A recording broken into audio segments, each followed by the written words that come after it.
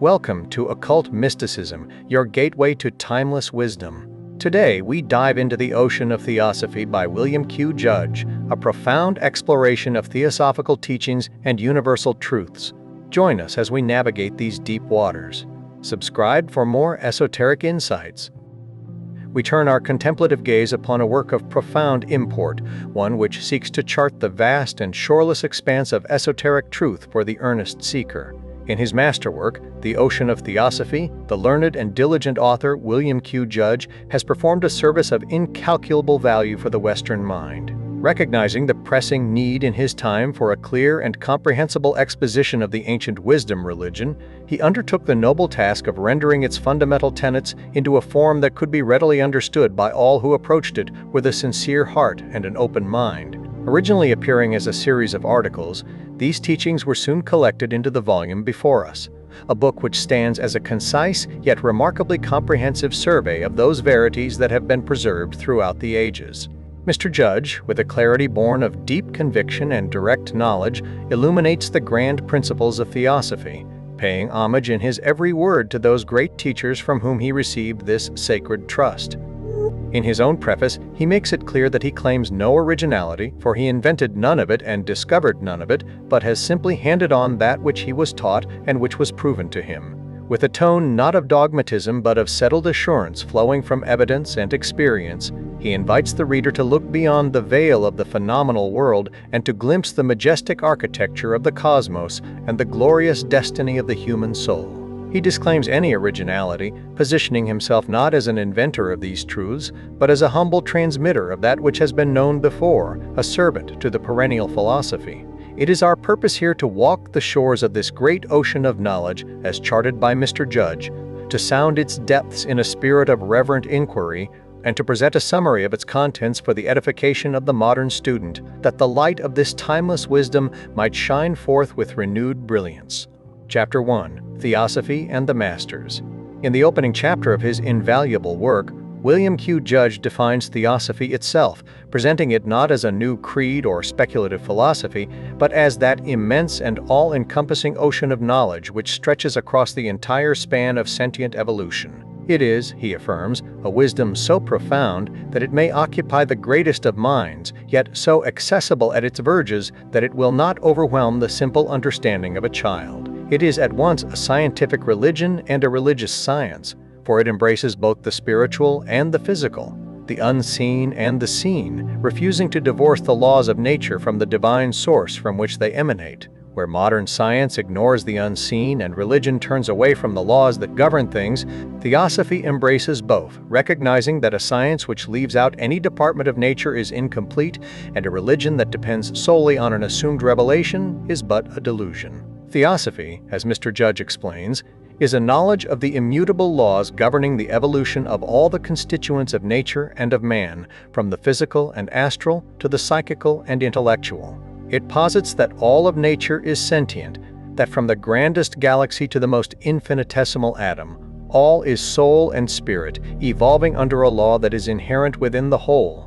The entire drama of evolution, the very purpose of nature's existence, is for the experience of the soul.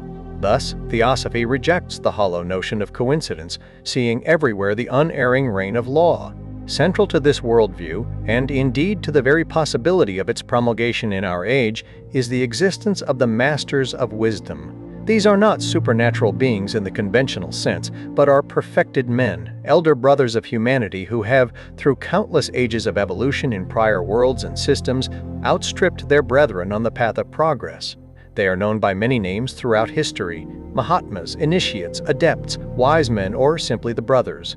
These great souls, having completed their own human evolution, remain in voluntary connection with mankind out of infinite compassion, forming a guardian wall and a sleepless fraternity that watches over the progress of the less advanced. They are the preservers of the primeval wisdom, the bearers of the torch of truth across the ages. They have witnessed the birth and death of nations, the rise and fall of mighty civilizations, and throughout every cataclysm, they have safeguarded the records of all human achievement and knowledge in places secure from the ravages of time and man. They have mastered the mysteries of nature. understood the ultimate divisions of time and the meaning of the cycles, and recorded their observations of the unseen realms of mind and matter for the benefit of future humanity. Mr. Judge anticipates the question of the modern, practical man. If such beings exist, why have they not left an indelible mark upon history? He answers by quoting their own words, explaining that their work is hidden from public view by necessity. To reveal themselves openly in an age so consumed by personality, fame, and material gain would be to invite worship as gods from some and persecution as devils from others, defeating their sublime purpose. Their influence is not in overt displays of power, but in the subtle molding of events, in the inspiration of heroic figures who are often but their puppets on the stage of history, and in the directing of the minor currents of the great cyclic tides which govern human affairs. As they themselves have said, the cycles must run their rounds, and we, borne along on the mighty tide, can only modify and direct some of its minor currents. They work within the bounds of cosmic law, causing the eternal doctrine to reappear at the right time when the mental and spiritual soil of humanity is prepared to receive its seeds. These Mahatmas are not an invention of modern theosophy. Their existence is attested to throughout the annals of history and sacred literature. The great king initiates of Egypt, who were called sons of the sun, the wise Solomon, the lawgiver Moses, and the patriarch Abraham, who was called a friend of God, were all members of this single, ancient fraternity. India, the preserver of the ancient lore, is replete with accounts of such adepts, and the very term Mahatma, meaning great soul, is a Sanskrit word found in her most revered scriptures, such as the Bhagavad Gita, which states, "Such a Mahatma is difficult to find." The founders of the world's great ethical systems, Buddha, Confucius, and Jesus, were all messengers from this one great lodge, teaching a single, universal doctrine. And those mysterious figures who appear periodically in Western history, men like Paracelsus, who revolutionized medicine, Mesmer, who rediscovered hypnotism, Jacob Boehme, the illumined mystic, and Count Saint-Germain, the wonder-worker of European courts, are recognized as agents of this same brotherhood, working for the enlightenment of the race. The seemingly miraculous powers ascribed to these initiates, such as the ability to communicate telepathically across any distance, to read the minds of others, to precipitate matter from the viewless air, or to move solid objects without contact, are not supernatural violations of law. They are, as Mr. Judge insists, the result of a complete understanding and mastery of natural laws that are as yet hidden from conventional science. Every human being possesses the germ of these same powers. The Mahatma is simply a perfected man who has, through ages of disciplined self-evolution, developed these latent faculties to their highest potential. He has learned the occult chemistry of nature, the laws of attraction and repulsion of which gravity is but a single aspect, and the dynamic power of the trained will and imagination. They stand as living proof of the sublime destiny that awaits every human soul. For what they are, man may one day become. They are possible because man is perfectible. Chapter 2. General Principles. Having introduced the keepers of the sacred science, Mr. Judge proceeds to give a general view of the fundamental laws governing the cosmos. Theosophy teaches that the universe evolves from the unknowable absolute, which can only be described as that which ever is, the infinite space which is the container of all. This absolute periodically manifests and withdraws into itself in great cosmic rhythms, like the outbreathing and inbreathing of a divine respiration. This process is known as the day and night of Brahma, a universal prototype for the cycles of waking and sleeping, life and death that we experience in our own lives. When manifestation begins, it proceeds upon a sevenfold basis. The one reality differentiates into 7 planes or principles, which may be roughly enumerated as the absolute, spirit, mind, matter, will, akasa or ether, and life. From this primordial septenary differentiation, all things in the universe, from a solar system to a man, are constituted with a sevenfold nature, exemplifying the ancient Hermetic axiom, as above, so below. Spirit and matter appear together as the first differentiation. From them, akasa, the subtle connecting link, is produced. Will is the force of spirit in action, and life is the resultant of the action of akasa, moved by spirit, upon matter. The plan for every evolving world is contained within the universal mind. This plan is not a new creation, but is brought over from a previous period of cosmic manifestation, ever being perfected through an eternity of such cycles. It is crucial to understand that the matter here spoken of is not the gross substance our senses perceive, but primordial matter, the ever-invisible root of all, known in Sanskrit as Mula Prakriti. What we see are only its phenomena, not its true essence. Theosophy utterly rejects the concept of a creation out of nothing, insisting instead on a gradual evolution of the complex and heterogeneous from the simple and homogeneous, a view which Mr. Judge notes finds a parallel in the philosophy of Herbert Spencer. The ancient Hindu chronology, so often dismissed by Western scholars, provides a time scale for this process that dwarfs the narrow conceptions derived from the Mosaic account. This tradition, which fully accords with the inner, Kabbalistic meaning of Genesis that speaks of the kings of Edom as prior creations, tells of days and nights of Brahma lasting for billions of years. A day of Brahma, or a kalpa, the period of one solar system's manifestation, endures for 4,320,000,000 mortal years. His entire life spans 100 such years, a figure so vast as to be incomprehensible. Within this immense span, evolution proceeds through vast epochs.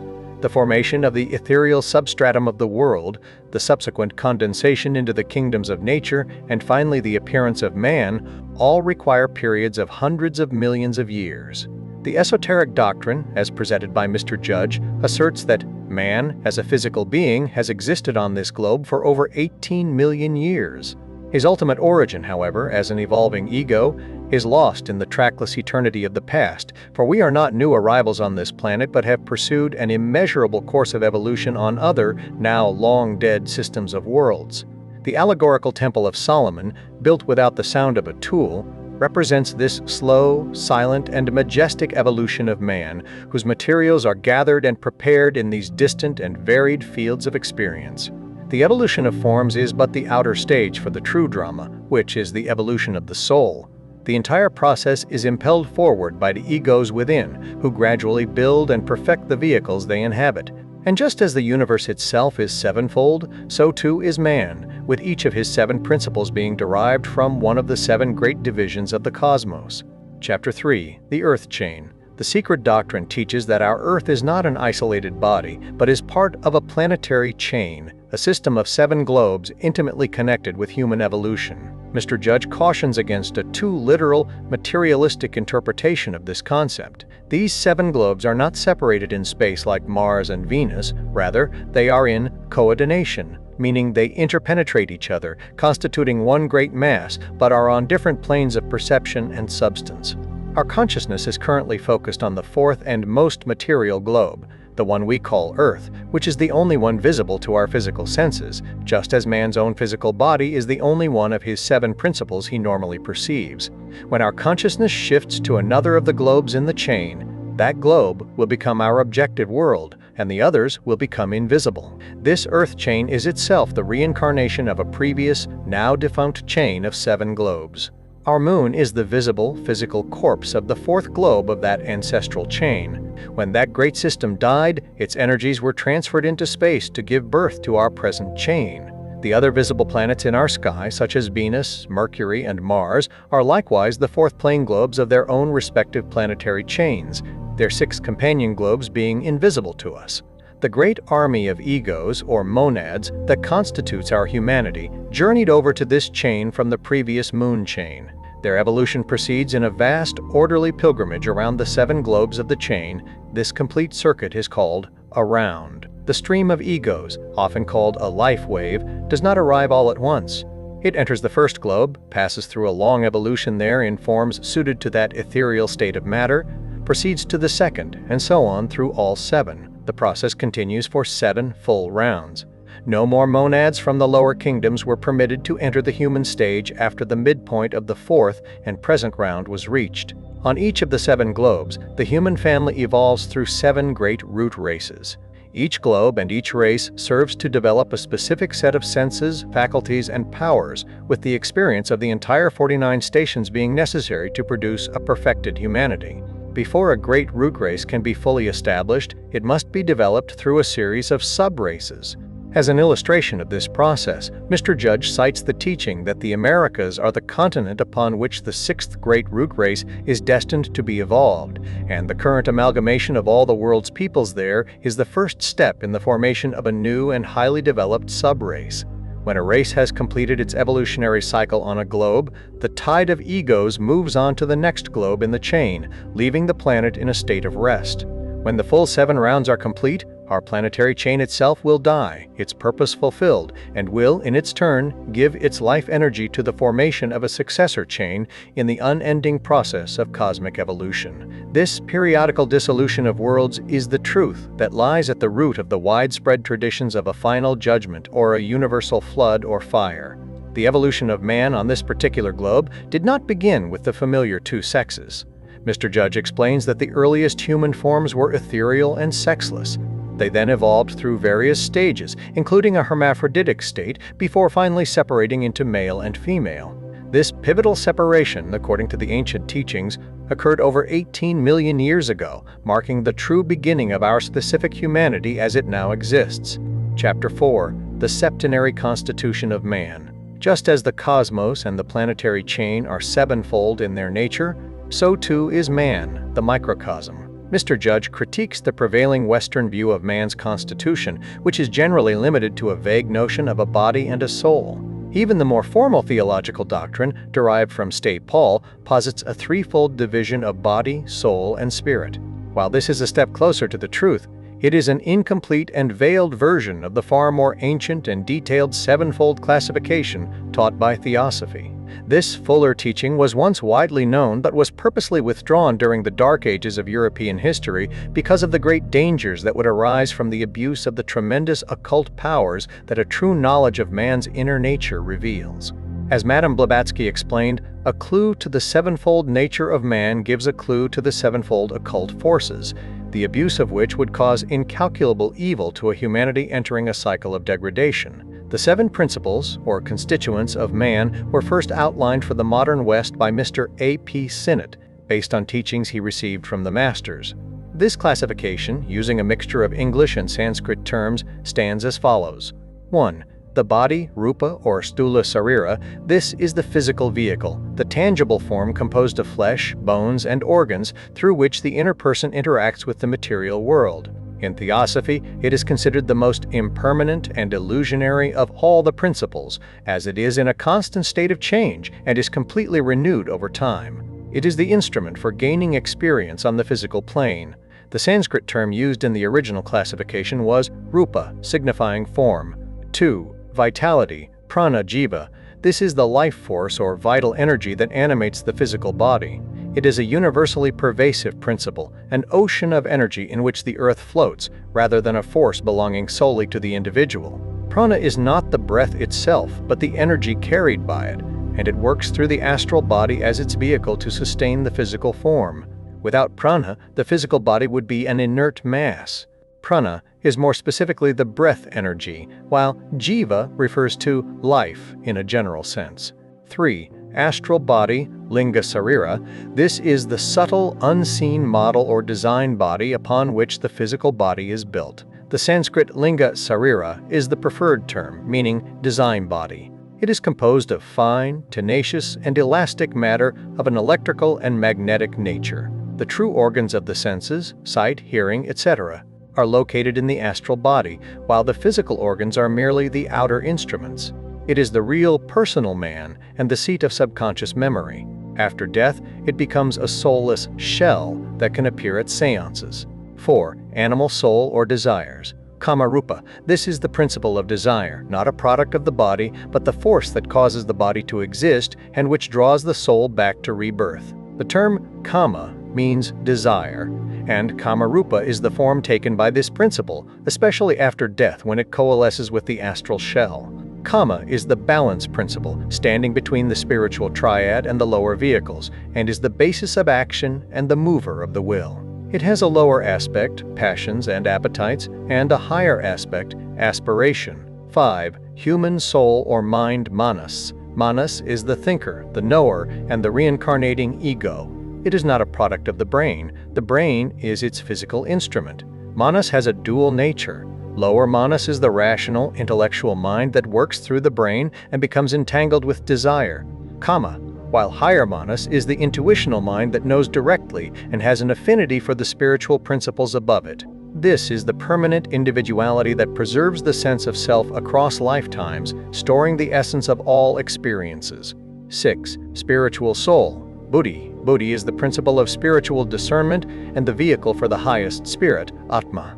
It is the faculty that allows for direct perception of truth, distinct from the reasoning processes of manas. When manas, the thinker, is fully united with buddhi, the combination is known as the divine ego, and the being becomes a sage or a master. 7. Spirit, atma. Atma is the highest principle, the universal spirit which is a ray from the absolute being. It is the indivisible, divine spark that is the ultimate essence of every being. It is the higher self, the deathless, persistent, and immortal foundation of the true man. Atma itself does not incarnate fully in the average person at this stage of evolution, but shines upon the lower principles through its vehicle, buddhi. Mr. Judge provides another way to conceptualize this sevenfold being by dividing it into a higher triad and a lower quaternary. The true, immortal man is the triad, a trinity of spirit, atma, spiritual discernment, buddhi, and mind manas. This is the deathless pilgrim that journeys from life to life. To function in the world of matter and gain the experience necessary for its evolution, this immortal trinity requires a set of 4 lower mortal instruments or vehicles. These constitute the quaternary. 1. The passions and desires, kama, are the emotional and motivational aspects of a being. 2. The life principle, prana, is the vital energy or life force that animates a being. 3. The astral body, linga sarira, is a subtle body that acts as a bridge between the physical and causal bodies, often associated with emotions and desires. 4. The physical body, sthula sarira, is the gross material body that is perceptible to the senses. This lower fourfold man is a product of cosmic evolution, built from the substance of the lower planes and subject to decay and dissolution. When the change called death occurs, this quaternary separates, its constituent parts disintegrating, while the immortal triad alone persists, carrying the harvest of the life's experiences into the after-death states. The physical part of man is itself twofold, consisting of the visible body and an unseen, but still material, inner man composed of the astral body, the life principle, and the desires. It is a mistake of modern materialism to assume that only that which is visible to the physical eye is real. All the senses we utilize, such as sight, hearing, and touch, do not in fact reside in the outer physical organs. The true organs of sense are in the unseen astral body. The eyes, ears, and hands are merely the external mechanical instruments that connect these inner faculties with the outer world. Chapter 5. Body and Astral Body. Delving into the nature of the lower principles, Mr. Judge first examines the physical body. It is an object of excessive and mistaken care for most people, who identify their very sense of self with this impermanent vehicle. In truth, the body is a constantly changing, flowing mass of matter, never the same for a single moment. It is composed of countless infinitesimal lives, which are not the cells themselves, but the entities that constitute the cells, forever warring as two classes, the preservers and the destroyers. The mystery of physical life and death is contained within this struggle. Mr. Judge presents the profound occult axiom that it is life itself which ultimately kills the body. The universal life energy, prana, surrounds us like an ocean. The youthful organism absorbs and utilizes it, but its overpowering strength eventually exhausts the frame, leading to sleep each night and, finally, to the dissolution of the body at the end of a lifetime. The process is compared to an electric arc light, where the brilliant light is the symbol of waking life, a state of resistance. Sleep is the period of restoration when we absorb and no longer resist the overpowering current of life. The life principle, or prana, is universal and all-pervasive. It is not a product of the organs but the energy which animates them. To operate within the physical frame, it requires a vehicle, and that vehicle is the astral body. The astral body, known in Sanskrit as linga sarira or design body, is the true and lasting model upon which the fleeting molecules of the physical body arrange themselves. It is composed of a fine, elastic, and highly tenacious form of electrical and magnetic matter, which precedes the physical form in evolution and guides its development from the embryonic stage onward. This explains the mysteries of embryology, the formation of the child in the womb, and the otherwise inexplicable phenomena of prenatal markings, which are caused by the mother's strong imagination impressing a change upon the subtle astral model. It also explains why an amputee may still feel a phantom limb, for the astral member remains untouched by the surgeon's knife. The astral body is the real personal man, containing the true organs of sense and being the seat of subconscious memory. In the average person, it cannot travel far from the physical body. However, in natural psychics, mediums, and those trained in occult science, it can be projected to a distance, acting consciously or unconsciously. It is this faculty that accounts for the vast range of psychic phenomena, including clairvoyance, clairaudience, and telepathy, as the astral senses are not limited by physical distance. After the death of the physical body, the immortal triad departs, and the astral body becomes a mere shell. This shell retains all the memories of the past life and can automatically and reflexively repeat what the person knew, said, and did. It is this spook, this astral corpse, that is the primary actor at the spiritualistic seance, galvanized into a factitious life by the medium and the elemental forces of nature, masquerading as the departed spirit and deceiving the unwary. Chapter 6. Kama Desire. The fourth principle in the septenary constitution is Kama, the principle of desire. Mr. Judge gives it the Sanskrit name Kamarupa, or desire body, to emphasize that it is a principle in itself, an actual entity, and not merely a byproduct of the fleshly appetites as Western psychology tends to assume. In a profound reversal of conventional thinking, Theosophy teaches that desire is not caused by the body.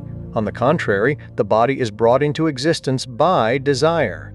It is the thirst for sentient existence that draws the soul back into incarnation again and again. Indeed, desire is the great motivating force in the manifested cosmos. It was the arising of a divine impulse in the one reality that brought the worlds into being. Kama is the balance principle of the seven, standing in the middle between the higher spiritual triad and the lower triad of vehicles. From it, the path leads either upward toward spirit or downward toward matter. It is the basis of all action, for as the Hermetists knew, behind will stands desire. To accomplish good or ill, one must first arouse the desire for the goal. Even the greatest sages, a Buddha or a Jesus, had first to form the mighty desire to save humanity and to hold to that desire through countless lives of effort. This principle, therefore, has two aspects. The lower is the pull of the passions and selfish appetites, which chains the consciousness to the lower, mortal man. The higher is aspiration, the desire for spiritual knowledge, for union with the God within, which draws the consciousness toward the immortal Trinity above. The great struggle of human life is the battle between this higher and lower desire. Theosophy does not teach the extirpation of desire in the sense of becoming passive, but the purification and transmutation of its energy.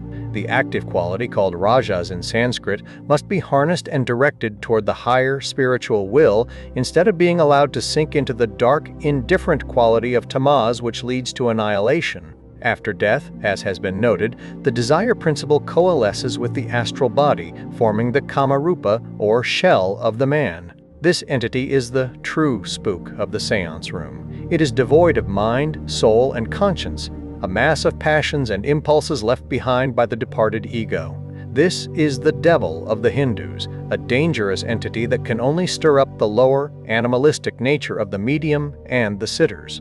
The shells of those who die violent deaths, such as executed criminals, are particularly potent and coherent. Full of hate and desire for revenge, they are a psychic plague upon humanity, injecting their vile thoughts into the minds of sensitives and inciting further crime.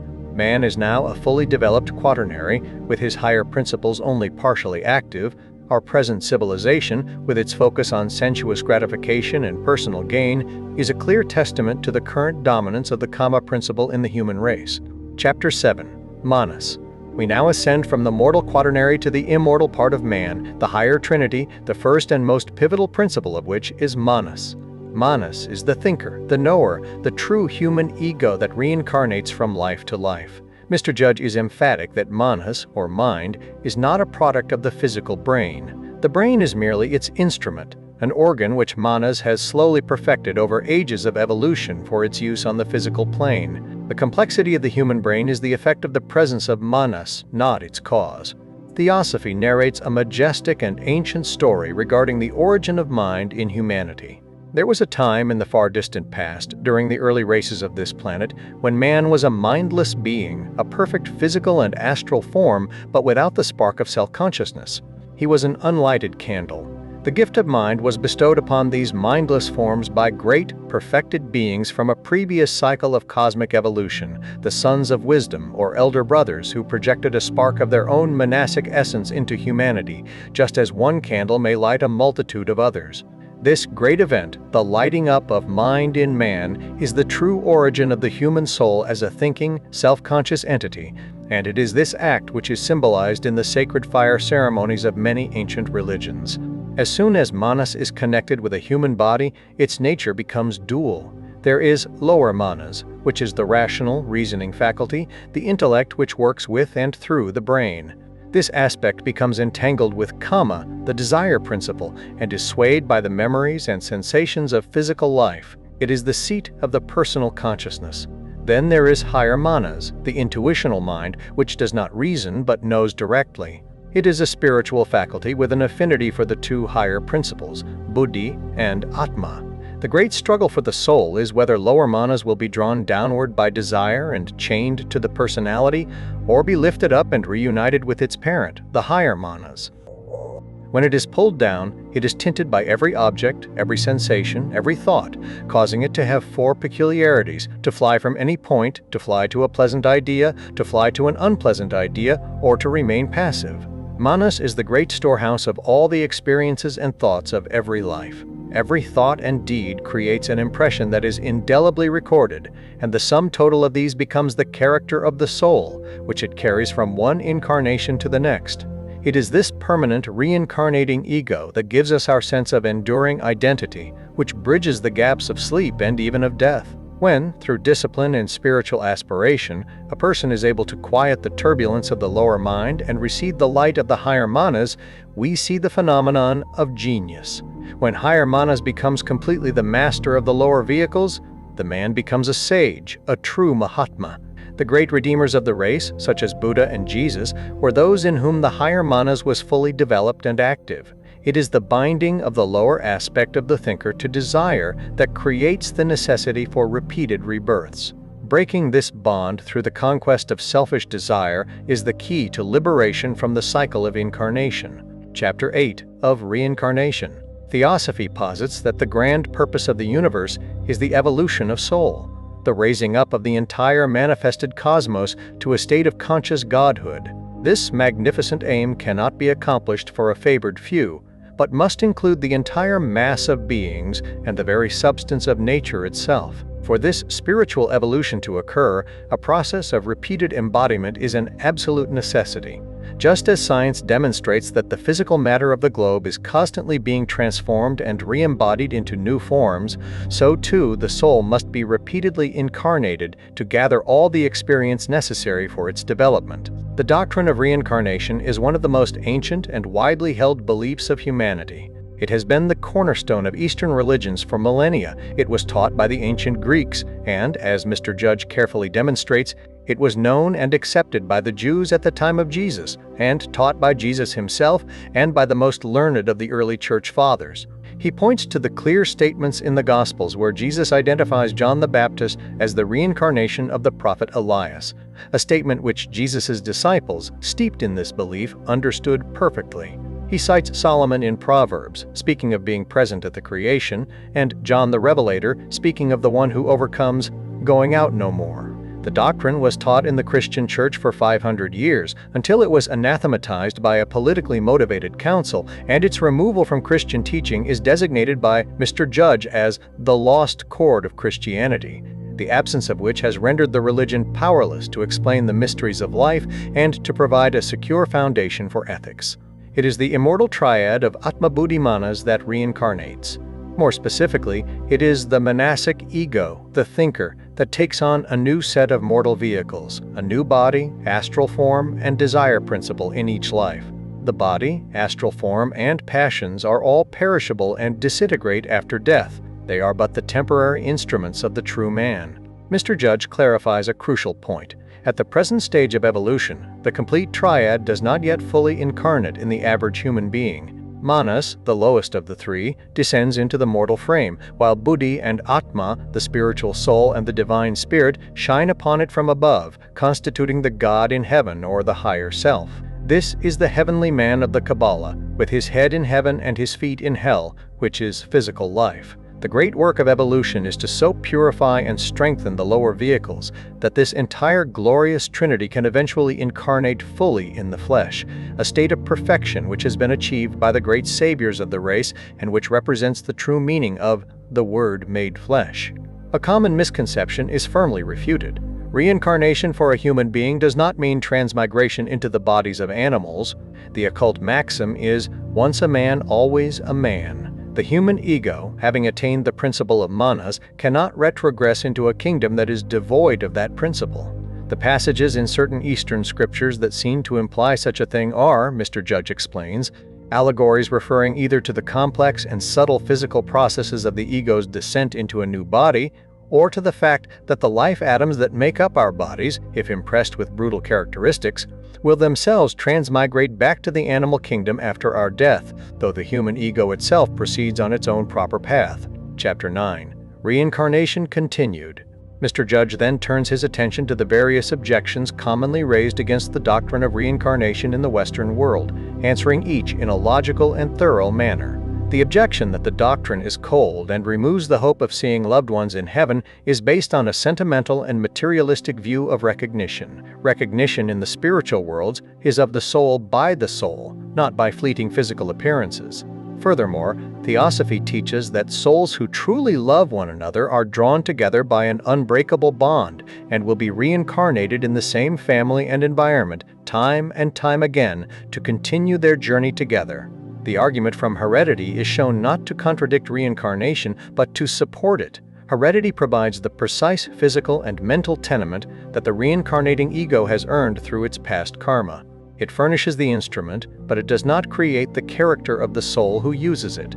The vast divergences of character and talent seen among children of the same parents and the appearance of genius in families with no history of such traits are facts that heredity alone cannot explain, but which point directly to the long and varied past of the indwelling ego. The cry that it is unjust to suffer for deeds done in a past life which we cannot remember is answered by pointing out that it is the same person, the same immortal ego, who committed the deed and who now reaps the consequence. Nature's justice does not depend upon the imperfect and fleeting memory of the physical brain. We forget most of the events of our current life, yet we do not deny that we lived through them. The new brain we receive in each life is a clean slate so far as detailed pictures of the past are concerned, and this is a merciful provision, as we would be crushed by the weight of such a memory before we are strong enough to bear it. The soul, however, forgets nothing, and a memory of the essential lessons of all past experiences is preserved within our character. Mr. Judge also notes that many people, especially children, do have clear recollections of past lives, though these are often dismissed and suppressed by a skeptical environment. Finally, the objection regarding the increase in the world's population is shown to be based on imperfect knowledge. We do not truly know if the total population is increasing, nor do we know the vast number of egos awaiting rebirth in the subjective states. The incarnate humanity may be likened to the audience in a large hall, drawn from the much greater population of the city outside.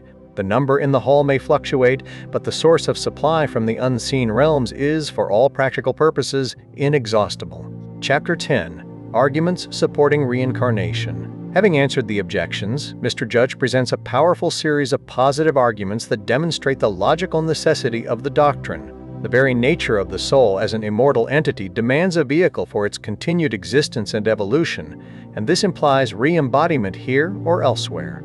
The laws of the mind, with its powerful attachments and energies generated on Earth, necessitate a return to this sphere of action until those causes are exhausted and overcome. The vast and undeniable differences in character, talent, and circumstance that distinguish one human being from another, even from the moment of birth, can only be explained as the result of a long evolutionary past.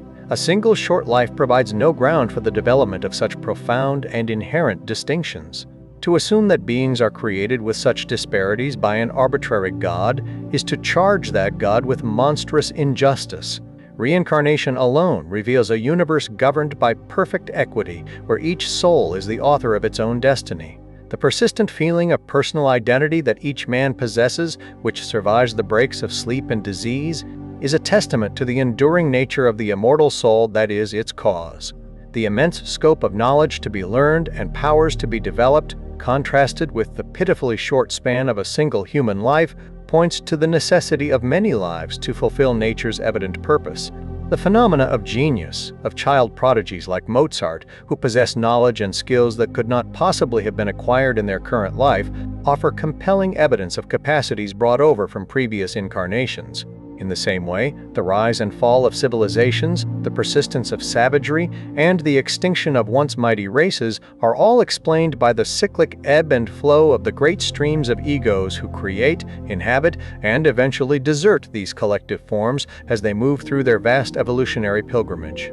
Chapter 11. Karma. Inseparably linked with reincarnation is the doctrine of karma, a Sanskrit term meaning action. It is the universal law of ethical causation, the unerring principle of adjustment that ensures that every cause is followed by its commensurate effect. It is not a being who rewards or punishes, but an impersonal, immutable law of harmony that restores any disturbance to equilibrium. It is the ultimate answer to the riddle of destiny and the problem of suffering, revealing a universe of perfect justice in which each man is the absolute master and fashioner of his own fate. As we sow in one life, so shall we reap in the next. Mr. Judge explains that every act is preceded by a thought, and these thoughts, laden with energy, create subtle and powerful magnetic links in the fabric of the cosmos. These thought impressions, stored in the reincarnating manas, act as seeds which, in a future life, attract to the returning ego the precise circumstances, bodily capacities, and mental tendencies that represent their natural fruition. Thus, a person born with a physical deformity may be reaping the result of cruelty to a deformed person in a past life. The intense mental image of his act imprinted itself upon his soul and has now projected itself into his new physical form. Karma is complex in its operation and is divided into three classes. First is the karma that is stored and latent, awaiting the right conditions to manifest. Second is the karma we are generating in the present moment by our thoughts and actions, which will determine our future. Third is the karma that is currently ripe and operating in our lives, being the portion of our past destiny that is most in affinity with our present body and environment. This law operates upon man in three distinct fields: the physical and circumstantial, affecting his body and outer fortune, the mental and intellectual, and the psychical or soul nature. This explains why a person may have good karma in one department of his life and bad in another. One may be born into wealth, but with a diseased body, or possess a brilliant mind within a wretched social environment. This law applies not only to individuals, but also to families, nations, and entire races, which have their own collective karma that determines their rise and fall. By understanding this beneficent and just law, man sees that he need not accuse God or fate for his suffering, but can recognize himself as his own savior and destroyer, and is thus given the strongest possible foundation for a life of virtue and responsibility. Chapter 12. Kamaloka. When the breath leaves the body, the process of death is only just beginning. In the final solemn moments, the brain becomes a stage for a panoramic review, where the entire record of the life just passed is indelibly impressed upon the inner man. When this is complete, the astral body separates from the physical, and the now disembodied being finds itself in the state known as Kamaloka, the place of desire. This is the astral sphere that penetrates and surrounds our physical earth, the origin of the Christian doctrine of purgatory. It is not so much a specific place as a state of consciousness, governed by the raw force of desire, now divorced from the guiding intelligence of the higher mind. In Kamaloka, a second and final death occurs. The principles of the lower man separate, and the immortal triad of Atma Buddhi Manas is freed to pass on to its heavenly rest in Devachan. What remains is the Kamarupa, the shell, composed of the astral body and the desire principle. This astral remnant is soulless and without conscience, a mere phantom endowed with an automatic consciousness and memory from its recent association with the human ego. It is this shell, this psychic corpse, that is the primary entity contacted at the spiritualistic seance. It can be galvanized into a semblance of life by the vital fluids of the medium and the elemental forces of the astral plane, and can reflexively give out memories and impersonate the deceased. But it is in no sense the true spirit. Mr. Judge classifies these shells into several types. There are the relatively coherent shells of the recently deceased, especially those of a material or selfish nature, which linger near their old haunts. There are the more disintegrated and shadowy remains of those long dead. Most dangerous of all are the shells of suicides and executed criminals, and a terrible class of entities known as black magicians. Suicides and other victims of sudden, violent death are in a unique and tragic state. Not having reached the natural end of their life term, their principles cannot separate properly, and they remain conscious and suffering in kama loka, often for many years, until their destined hour of death arrives. Black magicians are those rare human souls who have, through persistent evil, divorced themselves from their spiritual nature and centered their consciousness entirely in kama.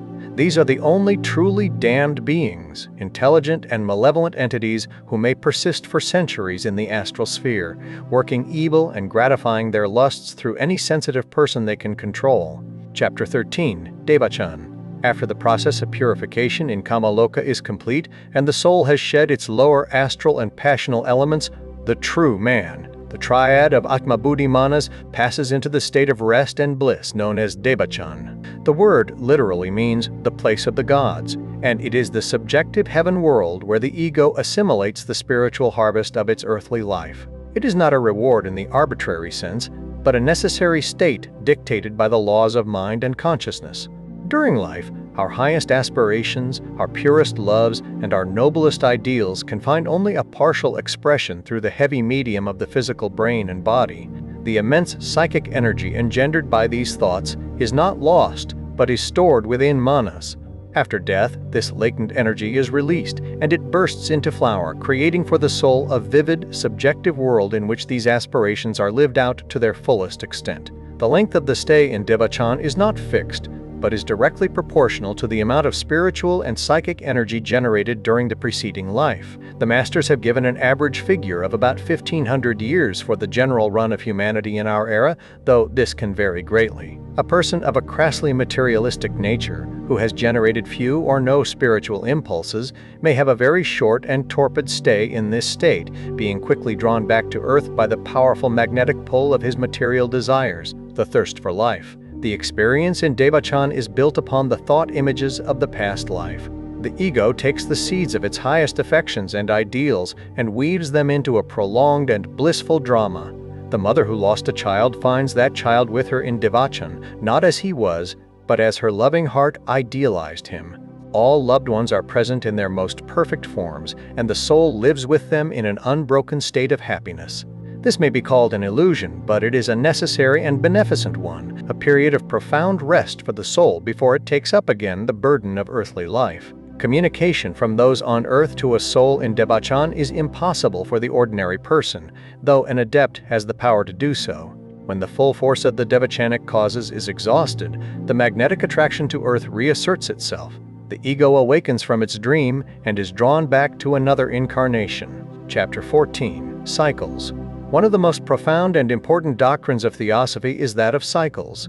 All of nature, from the course of stars to the course of history, moves in vast, recurring circles, known in Sanskrit as yugas and kalpas. These are not merely measures of time, but represent the operation of great laws that have a direct and powerful effect on human life and evolution. The law of reincarnation itself operates cyclically. Individuals and entire nations return to Earth in regularly recurring periods, bringing back with them the essential character and knowledge of their former civilizations. This explains why history repeats itself and why the great ages of the past, the Roman, the Greek, the ancient Egyptian, are destined to reappear in new forms upon the stage of life. Mr. Judge outlines several of the major cycles.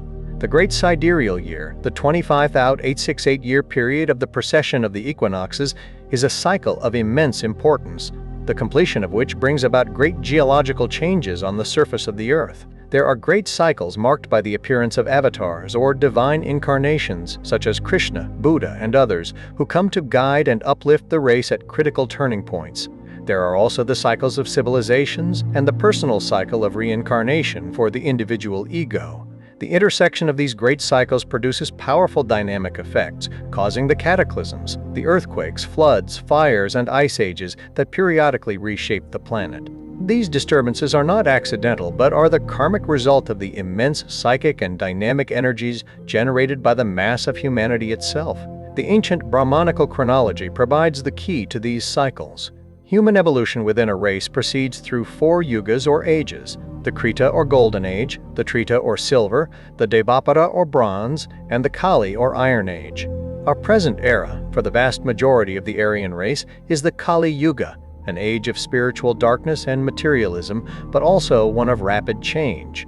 Mr. Judge notes that we are now in a cycle of transition, a preparatory period before the dawning of a new and better age, and it is for this reason that the Lodge of Masters has seen fit to restore a portion of the ancient wisdom to the Western world. Chapter 15. Differentiation of Species and Missing Links. Theosophy presents a doctrine of anthropology that is radically different from the theories of both dogmatic religion and materialistic science. It teaches that man did not spring from a single pair like Adam and Eve, nor did he evolve from the animal kingdom, and specifically not from an ape-like ancestor. The ultimate origin of man is coeval with the universe itself. He never was not. For this globe, the teaching is that 7 great human races appeared upon it simultaneously at the beginning of its evolution, coming over as developed egos from the preceding moon chain. These 7 races were at first distinct, were then amalgamated for a long period to share their respective qualities, and are now in the process of slowly differentiating again to emerge as perfected types at the end of the 7 rounds. The perplexing question of the anthropoid apes is solved by a startling revelation from the secret teachings. The apes are not the ancestors of man, rather man is the ancestor of the apes. In a very early period of the Earth's history, in the 3rd race, before humanity was fully endowed with mind, a sin of the mindless occurred. Men begot offspring from giant female animals of that time. The descendants of this unnatural union are the anthropoid apes. The egos trapped in these forms constitute a delayed race, who are not able to incarnate in proper human bodies and must await their turn to do so in a future cycle. This act was later repeated with full responsibility by the men of the Atlantean 4th race, solidifying the karmic connection. The differentiation of all the lower species of the animal and vegetable kingdoms was not a blind process of natural selection. It was guided and aided by intelligent beings, the Dhyanists or creators, who are themselves perfected men from a previous cycle of cosmic evolution. They worked upon the archetypal forms on the astral plane, molding and altering them over vast periods of time before they finally densified into the physical species we know today. This is why science will never find the missing links. These links are the astral prototypes, which are forever invisible to physical instruments. Chapter 16. Psychic Laws, Forces, and Phenomena. The West, Mr. Judge asserts, has no true psychology. The real science of the soul belongs to the Orient. This science is based on the recognition that man, as a microcosm, contains within himself all the psychic forces and powers that exist in the great macrocosm of nature. Phenomena that seem miraculous, such as levitation, apportation, the movement of objects from a distance, or precipitation, the formation of writing or objects out of the air, are all performed by the use of natural but hidden laws. Levitation is accomplished by understanding and controlling the universal laws of attraction and repulsion, of which gravity is but 1/2, and altering the magnetic polarity of the body.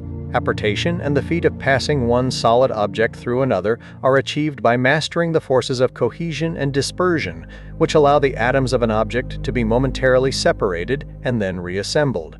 The instruments for this occult work are not external, they are within man himself. The all-powerful will and the trained imagination are the king faculties of the adept. The imagination is the creative, image-making power that forms a matrix in the invisible astral substance, which the will can then use to direct physical forces and precipitate matter. Clairvoyance and clairaudience are simply the functioning of the inner, astral senses.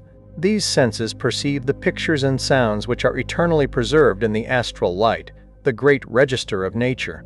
This astral light contains a perfect record of everything that has ever happened, and also images of future events whose causes are already in motion. The ordinary clairvoyant sees but fragments of these lower strata of the astral light, while true spiritual vision is a far higher faculty, attainable only through purity and arduous discipline. Dreams, apparitions, and visions are all explained by the activities of the inner man and the impressions received from this astral plane. Chapter 17, Psychic Phenomena and Spiritualism. In the final chapter, Mr. Judge applies these theosophical principles to an examination of modern spiritualism. He states plainly that the term is a misnomer. The practices of the séance room are not spiritual, but are a modern revival of ancient necromancy, the worship of, or communication with, the dead. While Theosophy fully admits the reality of the phenomena recorded in the annals of spiritualism, it gives an explanation for them that is wholly different from that of the spiritualists. The core claim of spiritualism, that the communications received through mediums come from the departed spirits of our loved ones, is firmly denied. The true soul, the immortal ego, is resting in the bliss of Devachan and is, by a merciful law of nature, screened from the sorrows of earth. The entities that communicate are, in the vast majority of cases, the Kamarupas, the astral shells of the deceased, which, as has been explained, are soulless phantoms automatically repeating the thoughts and memories of the past life. Mr. Judge lists numerous objections to the spirit return theory. The communicating entities give contradictory accounts, they have added nothing of value to human knowledge, they often incite the mediums to fraud, and their philosophies invariably reflect the minds of the living sitters. Materialization phenomena are explained in two ways. They are either pictures from the astral light projected onto a constructed mass of electromagnetic matter, or they are formed using the medium's own astral body, which is exuded from the physical frame and temporarily clothed in particles from the atmosphere. In neither case is it the actual spirit of the dead. Mr. Judge concludes by warning of the grave dangers of mediumship. The passive, sensitive state required for mediumship opens the door of the soul to all the chaotic and often malevolent influences of the lower astral plane, including the debased shells of the dead and the soulless black magicians. It is a practice that leads to physiological and nervous disorganization, moral decay, and obsession. The purpose of the Lodge of Masters in promulgating Theosophy is not to encourage such phenomena, but to establish, first, a firm basis of philosophy and ethics. Only when mankind has grasped the true understanding of man's nature and the moral laws that govern the universe, will it be safe to lift the veil further on the potent and often perilous powers that lie dormant within the human soul. Thank you for sailing through the ocean of Theosophy with occult mysticism. Share your reflections below and connect with our community. Like, subscribe, and tap the bell for more theosophical wisdom. Until next time, keep seeking the eternal.